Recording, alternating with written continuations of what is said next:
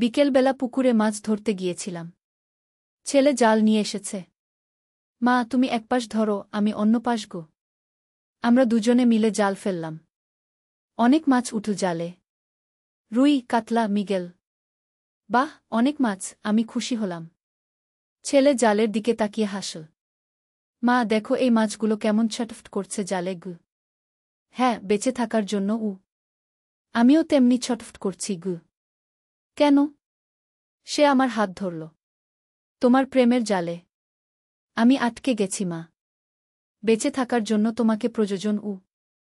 আমি জাল ছেড়ে দিলাম। তুই কি বলছিস? আমি বলছি, আমি তোমাকে ভালোবাসি। আমি তোমাকে বিয়ে করতে চাই। আমরা এই গ্রাম ছেড়ে অন্য জেলায় চলে যাব। পুকুরের পানিতে সূর্যাস্তের আলো খেলা করছিল।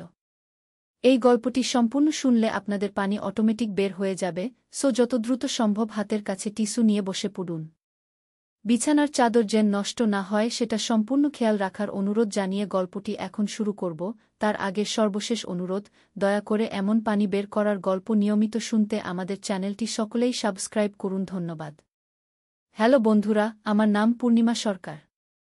আমার বয়স 40 বছর।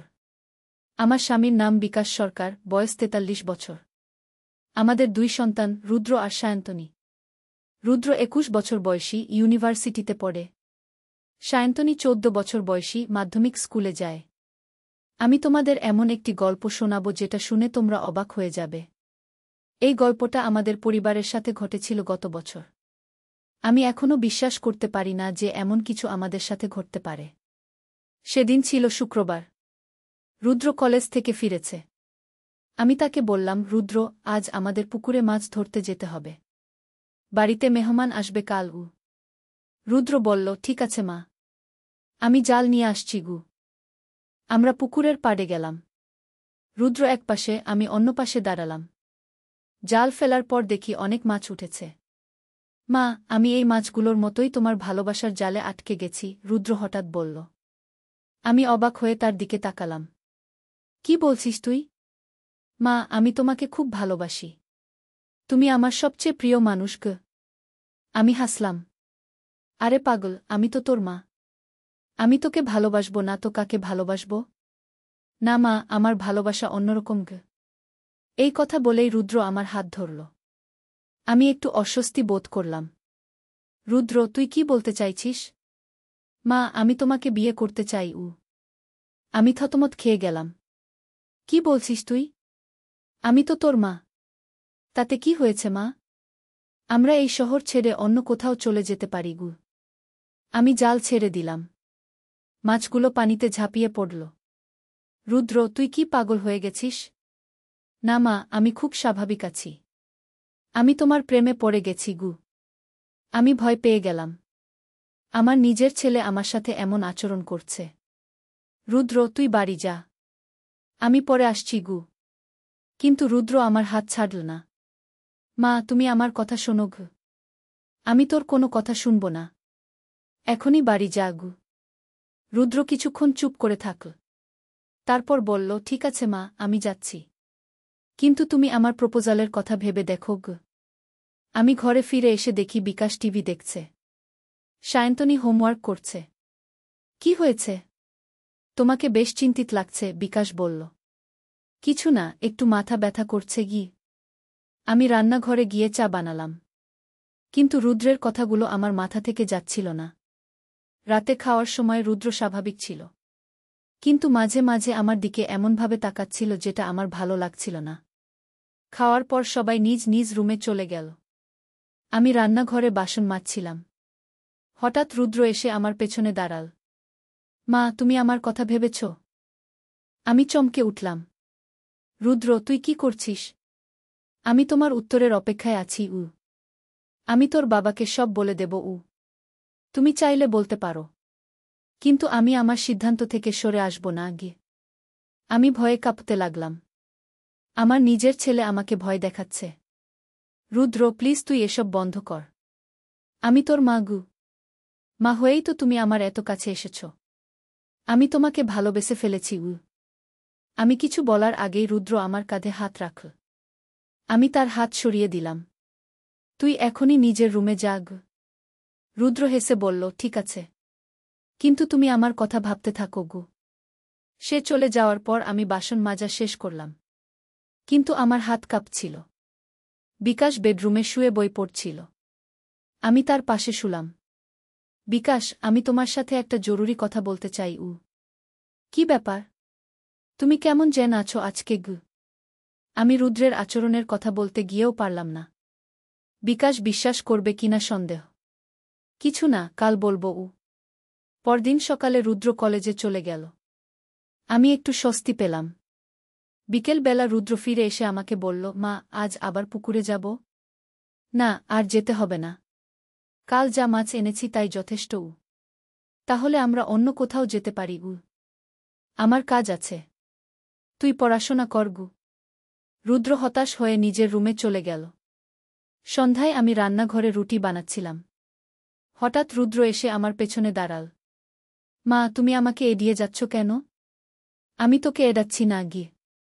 তাহলে আমার সাথে কথা বলো না কেন? আমি তো তোর সাথে কথা বলছি গু। রুদ্র আমার কোমর ধরতে গেল। আমি তার হাত সরিয়ে দিলাম। রুদ্র, তুই কি করছিস? আমি তোমাকে ভালোবাসা দিচ্ছি গু। এটা ভালোবাসা না। এটা ভুল। আমার কাছে এটা ভালোবাসা। আমি ভীত হয়ে চিৎকার করলাম, বিকাশ। বিকাশ দৌড়ে এল। কি হয়েছে? রুদ্র সাথে সাথে আমার থেকে দূরে সরে গেল। কিছু না, আমার হাতে কাটা লেগেছিল। বিকাশ আমার হাত দেখল। কোথায় কাটা? তো দেখছি না গি। ছোট্ট একটা কাটা ছিল। এখন আর নেই গু। বিকাশ সন্দেহের চোখে তাকাল। কিন্তু কিছু বলল না। রাতে খাওয়ার সময় রুদ্র আমার দিকে তাকিয়েছিল। আমি অস্বস্তি বোধ করছিলাম। খাওয়া শেষে আমি বিকাশকে বললাম, আমি একটু বাইরে হাঁটতে যাব। আমিও যাব। না, আমি একা যেতে চাই। আমি বাড়ি থেকে বের হয়ে রাস্তায় হাঁটতে লাগলাম।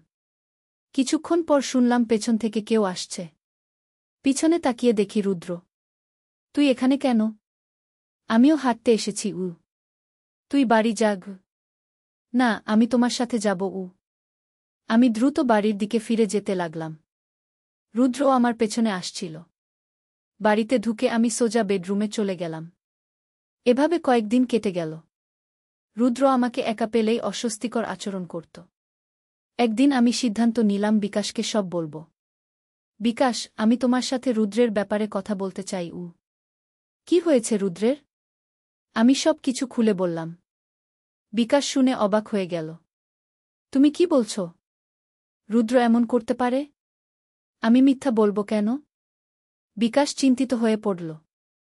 আমি রুদ্রের সাথে কথা বলবো। পরদিন বিকাশ রুদ্রকে ডেকে নিয়ে তার সাথে কথা বলল। কিন্তু রুদ্র সব অস্বীকার করল। বাবা, মা কি বলেছে আমি জানি না।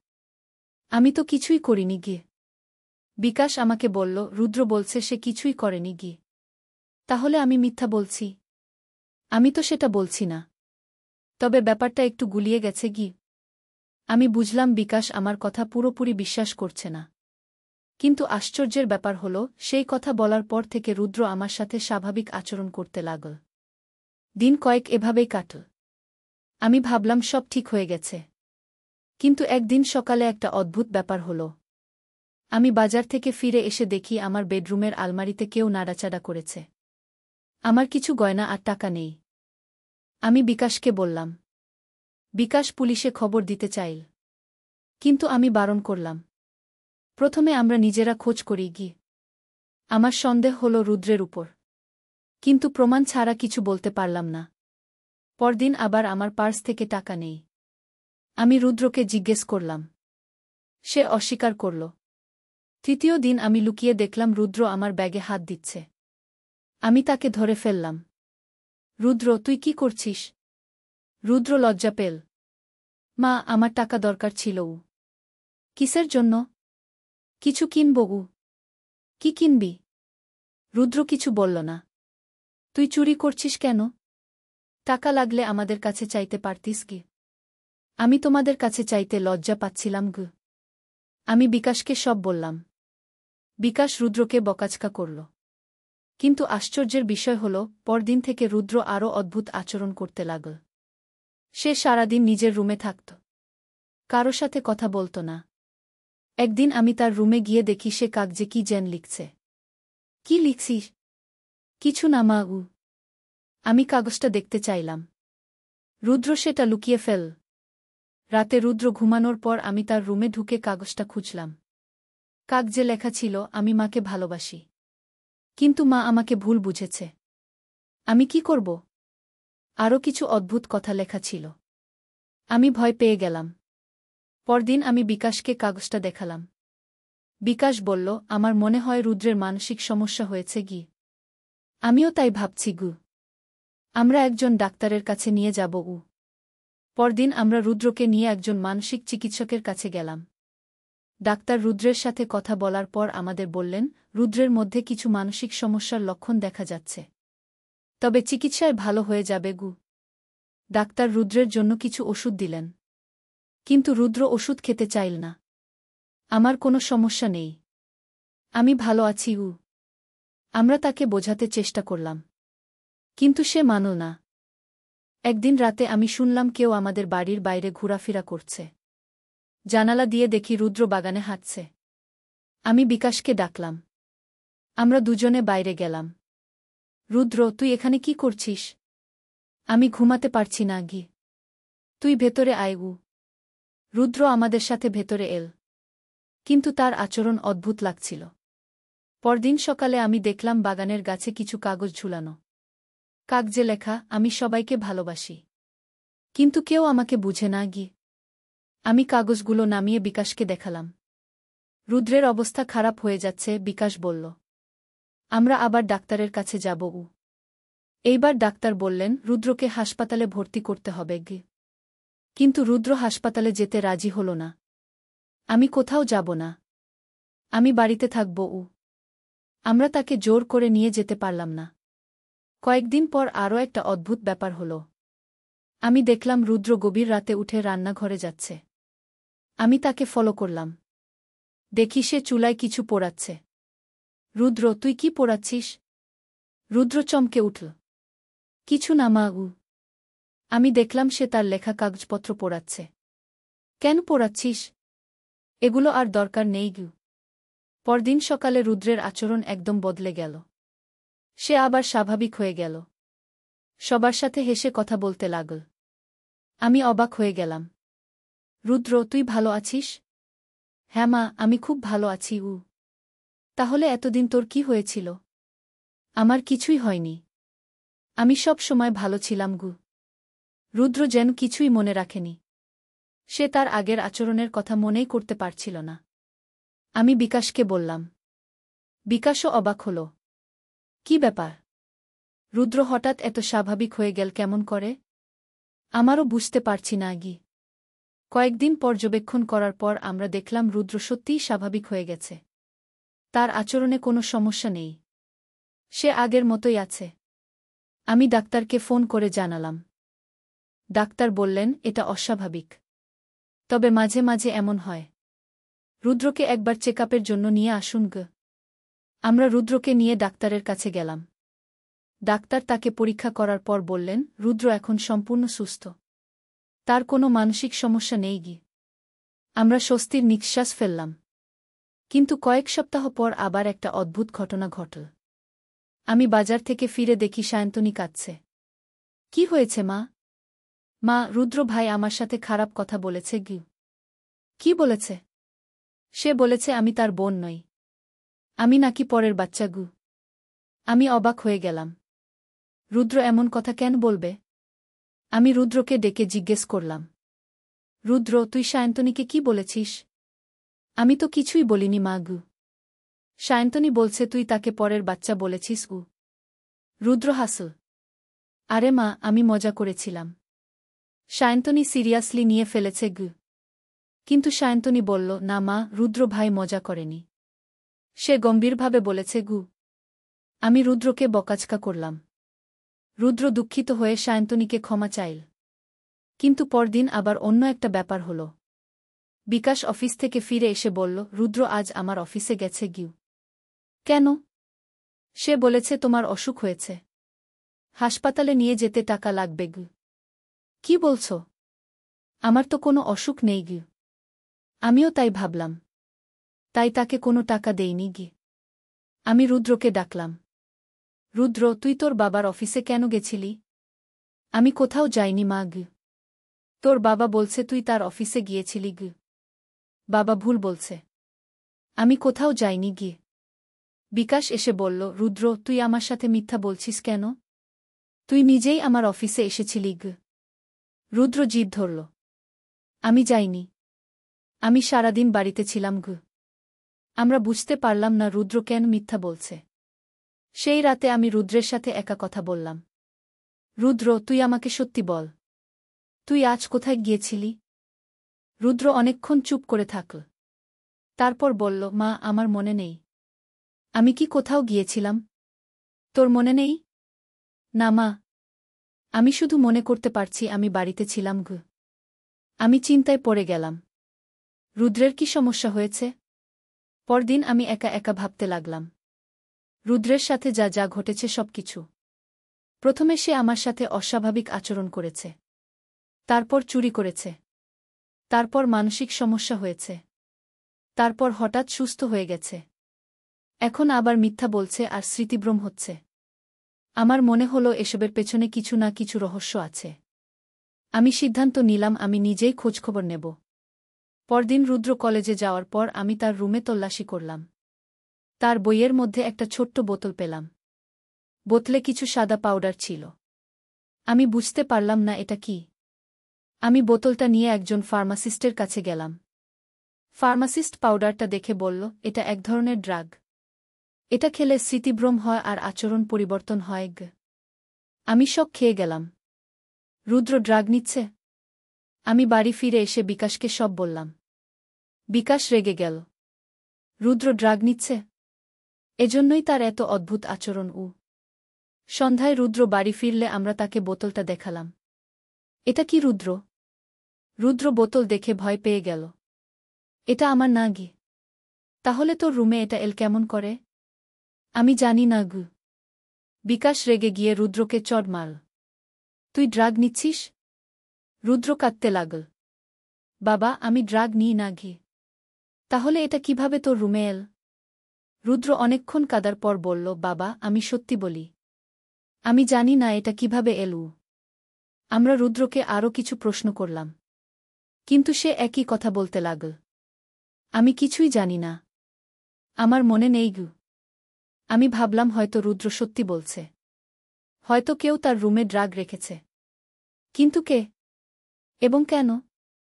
পরদিন আমি রুদ্রের বন্ধুদের সাথে কথা বললাম। তারা বলল, আন্টি, রুদ্র কয়েকদিন আগে থেকে অন্যরকম আচরণ করছে। আমরাও লক্ষ্য করেছি। কেমন অন্যরকম? কখনো খুব চুপচাপ থাকে, কখনো খুব বেশি কথা বলে। আর মাঝে মাঝে এমন কথা বলে যেটা বুঝতে পারি না গি। আমি আরও জানতে চাইলাম, তোমরা কি জানো সে কোথা থেকে ড্রাগ পেতে পারে? না আন্টি। আমরা তো ড্রাগের কিছু জানি না গি। কিন্তু রুদ্রের একজন বন্ধু আলাদা করে আমাকে বলল, আন্টি, রুদ্র কয়েকদিন আগে একজনের সাথে দেখা করেছে গু। কার সাথে? একজন বড় ভাই। আমি তাকে চিনি না। কিন্তু রুদ্র তার সাথে কথা বলছিল। সেই ভাই কেমন দেখতে? লম্বা চুল, লম্বা, কানে দুল গো। আমি সন্দেহ করলাম এই ভাই হয়তো রুদ্রকে ড্রাগ দিয়েছে।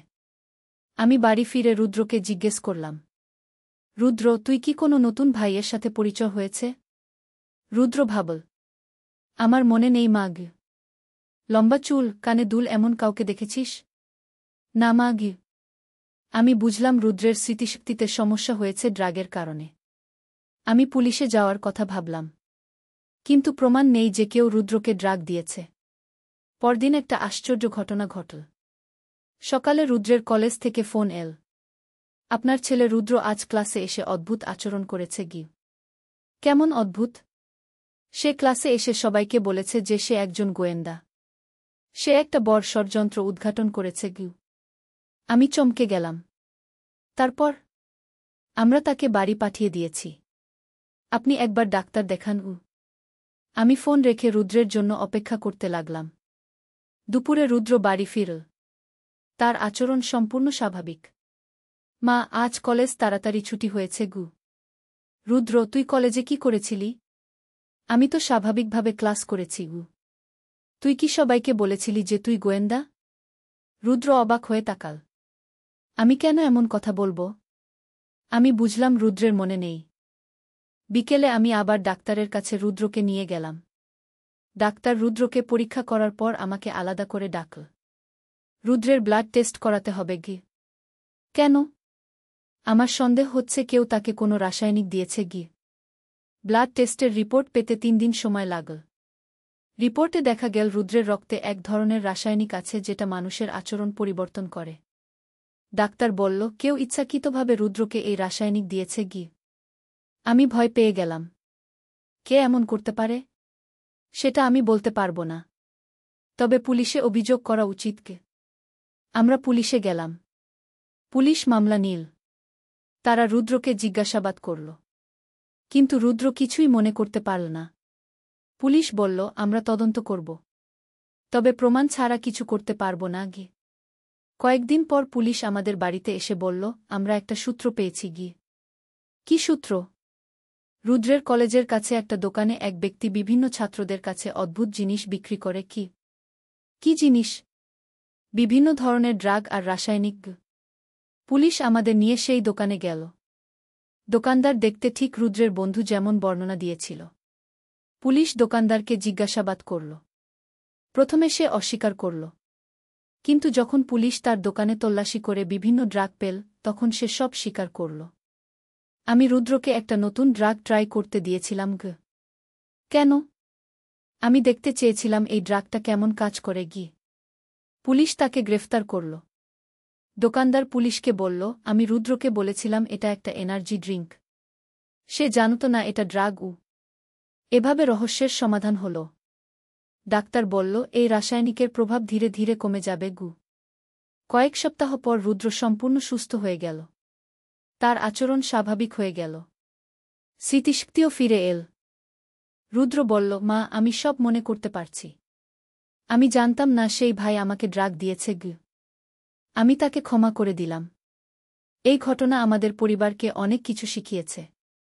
আমরা বুঝেছি অচেনা কারো কাছ থেকে কিছু খাওয়া বা পান করা কত বিপজ্জনক। এখন রুদ্র খুব সচেতন। সে কারো কাছ থেকে কিছু নেয় না। সায়ন্তনীও এই ঘটনা থেকে শিক্ষা নিয়েছে। আমাদের পরিবার আবার সুখে শান্তিতে থাকতে শুরু করেছে। বিকাশ বলেছে, এই ঘটনা আমাদের আরও কাছে এনেছে গি। আমিও তাই মনে করি। কখনো কখনো বিপদ আমাদের শক্তিশালী করে তোলে। আমরা এখন আরও সতর্ক, আরও একতাবদ্ধ। রুদ্র এখন পড়াশোনায় মনোযোগ দিয়েছে। তার লক্ষ্য ডাক্তার হওয়া। সে বলে, আমি অন্যদের সাহায্য করতে চাই। সায়ন্তনীও তার দিদির মতো হতে চায়। আমি গর্বিত আমার সন্তানদের নিয়ে। এই যে আমাদের গল্প। একটা রহস্যময় ঘটনা যা আমাদের জীবনে ঘটেছিল। আমি তোমাদের বলেছি কারণ এই ধরনের ঘটনা অন্যদের সাথেও হতে পারে। সবাই সতর্ক থেকো। অচেনা কারো কাছ থেকে কিছু নিজো না। আর যদি কারো আচরণ হঠাৎ পরিবর্তন হয়, তাহলে ডাক্তার দেখাতে দেরি করো না। আমাদের পরিবারের এই রহস্যময় অভিজ্ঞতা এখানেই শেষ। তবে জীবনে আরও অনেক রহস্য থেকে যায়। সেগুলোর গল্প পরে কোনোদিন বলবো। আজকের গল্প এখানেই শেষ করছি। তোমরা সবাই ভালো থেকো, সুস্থ থেকো।